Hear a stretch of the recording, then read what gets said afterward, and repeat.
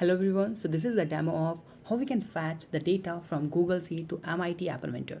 So we can see we have the Google Sheet and we have this data. As you can see here, we have ID, then name, then city, then age and then number. Now we need to fetch all these details. You can add more details in this row. Now we need to fetch all these details using this ID. Okay, so let me just run this app and let me show you how this will work. So this is the ID here, 777. So let's go to the app and just put the 777 and click on get details, and you can see the name Harry, city London, age 22 and contact. Now let's change the ID to 779. As you can see here, 779 is Ali.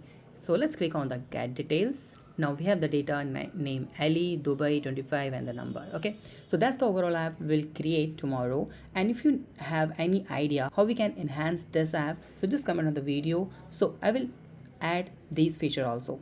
Thank you so much for watching this video. Please subscribe our channel, like this video and share this video. Have a nice day. Be safe. Bye bye.